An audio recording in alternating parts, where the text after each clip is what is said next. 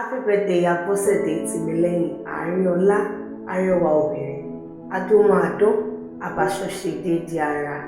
Your presence brings calm, your heart carries kindness, and your spirit reflects light.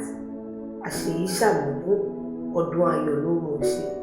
Nínú ọdún tuntun yìí, ò ní bá orógbó ìpọ́njú, ìdádúró, ìfàsẹ́yìn, àkóbá, ikú òjijì kò ní jẹ́ tiẹ̀ lórúkọ Jésù. Nínú ọdún tuntun yìí, ayọ̀, àlàáfíà, ìbùkún, ìlera, ìtẹ̀síwájú, àṣeyọrí, ìgbéga ní tiẹ̀.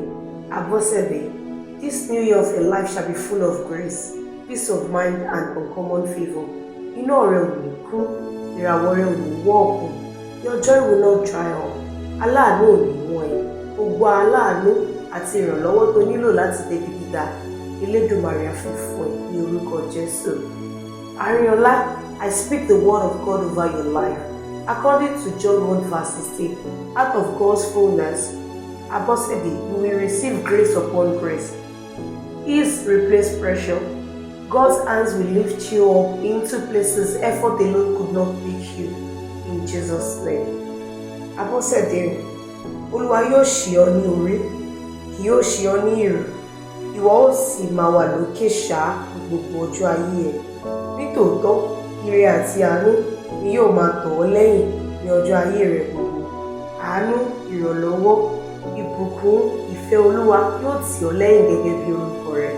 O ò ní bá wọn kú ní kékeré, ọlá rẹ̀ á pọ̀ sí i. Gbogbo ohun rere tó o fẹ́ ládẹ́dà ó ṣe fún ọ nínú ọdún yìí. Arinola, ó máa wà láàrin ọlá ní gẹ́gẹ́ bí orúkọ rẹ̀. Ọlá ò yí ọ ká, wàá rówó lò, wàá rọ́lá lò, wàá rí ìkẹ́ lágbára Elédùmarè. Ilẹ̀kùn àánú á ṣí fún ẹ, ìrànlọ́wọ́ á ṣí, ìgbéga á ṣí. May God set you before open doors that no man can shut. Doors of growth, doors of elevation, doors of stability, doors of divine alignment. Abosede Timileyin, máa gbọ́ mi. I speak into your spirit, not the kind that depends on circumstances, but spirit that settles your soul even when life is noisy. I speak clarity into your mind. Confusion will not rule your decisions. Lágbára Ọlọ́run, ọdún yìí, ọdún ayọ̀ ni ó jẹ́ fún ọ. Ọdún owó, ọdún ọlá, ọdún èrè gbogbo. Ó máa rí ṣe, wàá rí ná, wàá rí lò, wàá rí jẹ, wàá rí mu, wọn ò ní kó báyìí. Oore ọ̀fẹ́ Ọlọ́run, àánú Ọlọ́run yóò máa kà ọ́ gbé. I celebrate you. I honor the gifts that you are.